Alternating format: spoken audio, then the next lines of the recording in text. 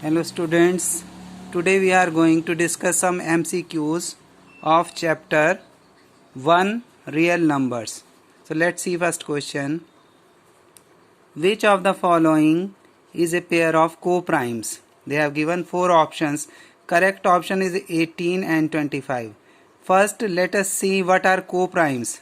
The numbers which have only one as common factor are called co-primes. So let's discuss this question, how this answer has come.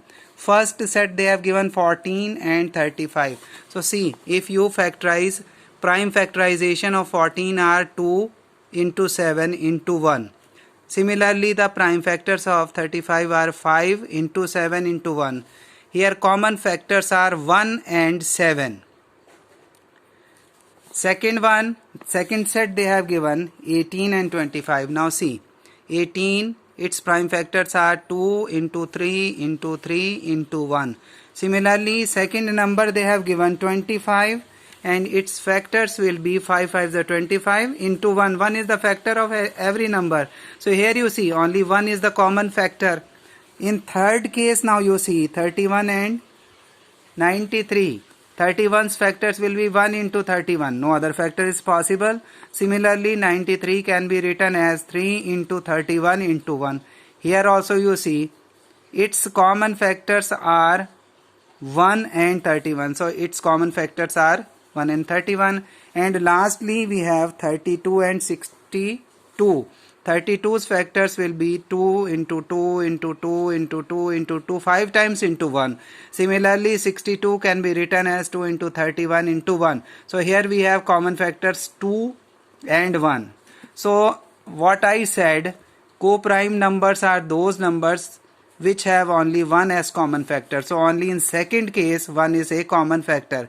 In the remaining cases you can see 1 and 7, here 2 common factors, here also 2 common factors, here also 2 common factors. So if only 1 is a common factor, then it is called they are called co-primes. So that's why B part is correct. Now second question you see, if A is equal to 2 raised to the power 2 into 3 raised to the power 3 into 5 raised to the power 4 and B they have given this one. We want to find the HCF of A and B. So answer is 180. How 180 came? Let's see. Here they have given this is A and that is B. Whenever we want to find HCF of these numbers, we first see 2 is common in both. So in case of HCF, we will take smaller power. Here power is 3, here power is 2. So the power of 2 is 2. So 2 raised to the power 2 will be taken. Whatever is common, that will be taken and smaller power will be taken. Here 3 is common in both and the power of 3, smaller power is 2, so 3 raised to the power 2 will be taken. And 5 is also common, but the smaller power is of 5 is nothing. Nothing power means, no power means 1. So 5's power 1 means 5. When you multiply, square of 2 is 4, square of 3 is 9 and 5 will be written as it is. When you multiply all, you will get 180. So this is the answer. This is question 2. Now we will take question number 4. LCM of these two numbers he is asking here. In second question we wanted to find HCF and here we want to find LCM. So here you see first number they have given 2 raised to the power 3 into 5. 5 can be written as 5 raised to the power 1. And second number is 2 raised to the power 4 into 5 raised to the power 1 into 7. When we calculate LCM, in that case we will not see whether the number is common or not. When number is common, in that case greater power of that number will be taken. You see 2 is common in both, so 2's greater power is 4, so 2 raised to the power 4 will be taken. After that 5 is common in both, so here 5's greater power, in this case 5's power 1 here also, here also. So here greater smaller will not be considered, only 5 raised to the power 1 will be taken. After that here we have 3, here we don't have 3. So it will also be taken, 3 raised to the power 1 or just 3. And here we have 7, here we don't have 7, so 7 will also be taken. When you multiply these all, when you calculate, you will get 1680 or 1680. So its answer, this will be the correct option. So this is correct answer, 1680. After that, question number 5, you see.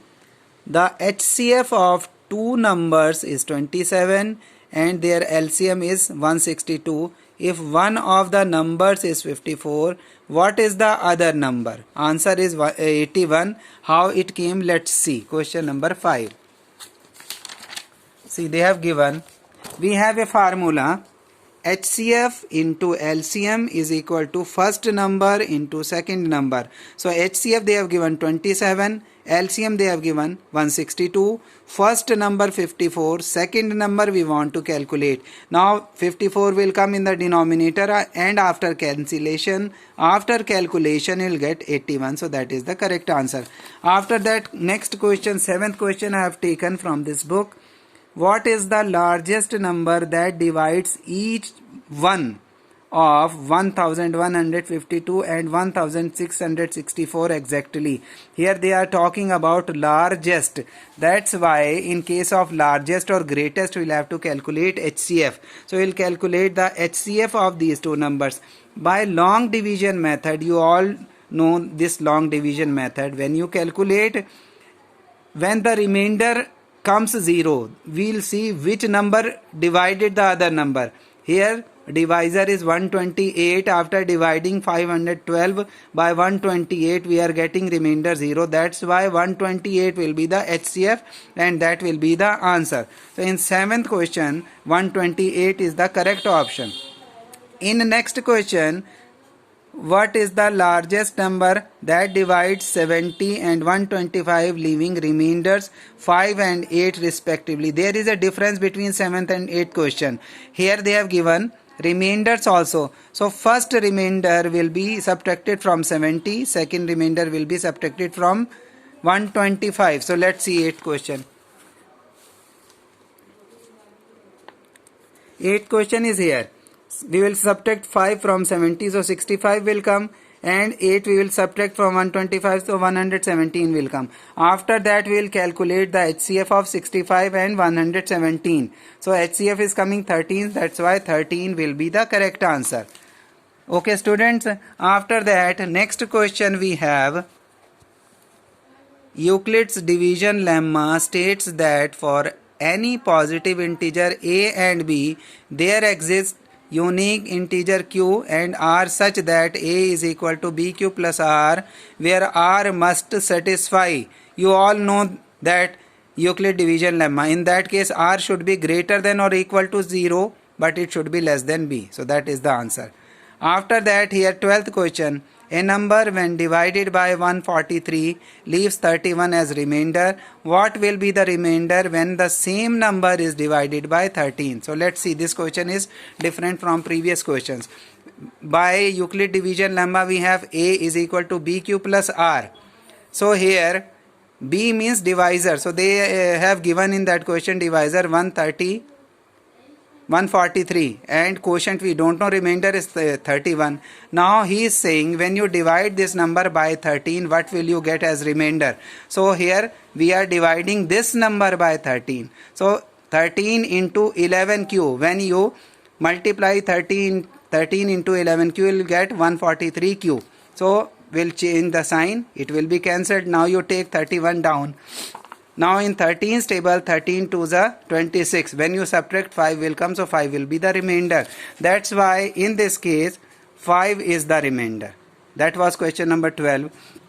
Now question number 13. Which of the following is a rational number? See.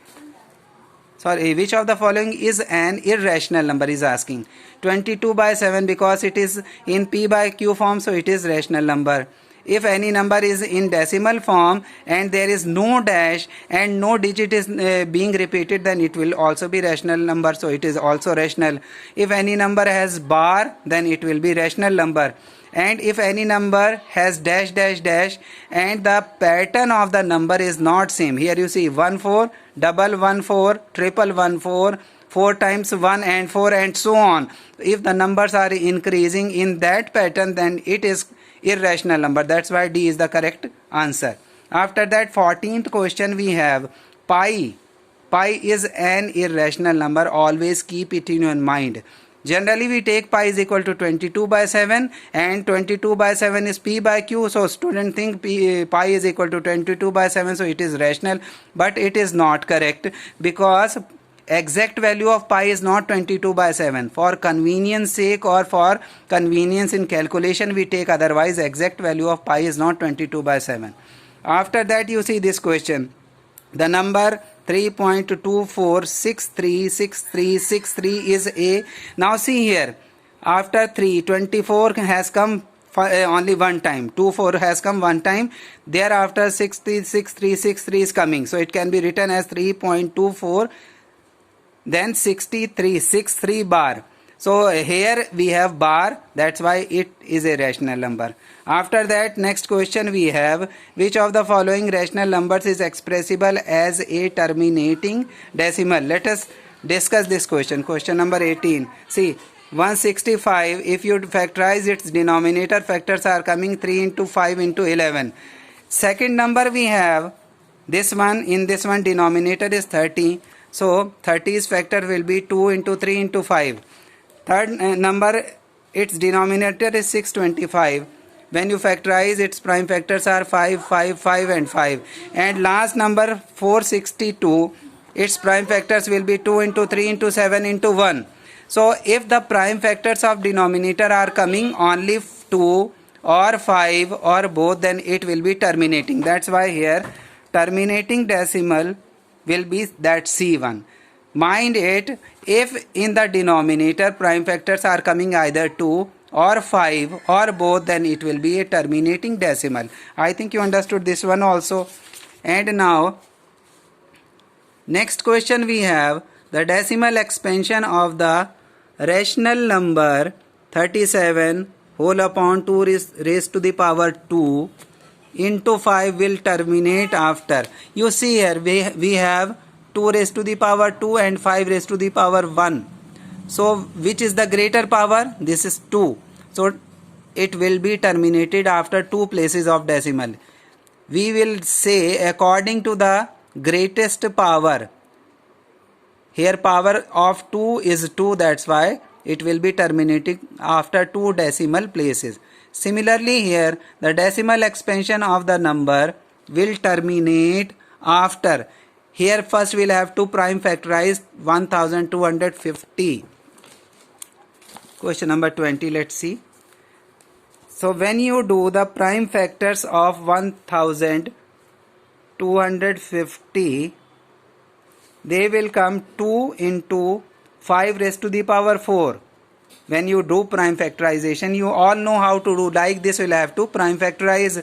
So it will come 2 into 5 raised to the power 4. So here greatest power is 4. So its decimal expansion will be after 4 places of decimal. So here answer will be 4 decimal places. After that you see here, root 2 is an irrational number. If in a square root we have a perfect square, then it will be a rational number. Like suppose we have root 4. Root 4 square root is 2. Root 25, its square root will be 5. But here we cannot calculate the square root of 2 exactly. So it is irrational number. Similarly here 1 by root 2. It is also irrational number because its denominator is irrational. That's why full number will be irrational. Here you see 2 plus root 2. 2 is a rational number, root 2 is an irrational number. When we add a rational number with an irrational number, then we'll get irrational number. And lastly, what is the least number that is divisible by all the natural numbers from 1 to 10? Here they are talking about least number. So we'll have to calculate the LCM of 1, 2, 3, 4, 5, 6, 7, 8, 9 and 10. And when you calculate the LCM, you will get 2520. So that will be the answer of 26th question. What I said in the last question, you will have to calculate the LCM, and after calculating the LCM, this answer will come. I think you understood. Do this type of questions as much as possible. Do practice and try to explain to your friends also.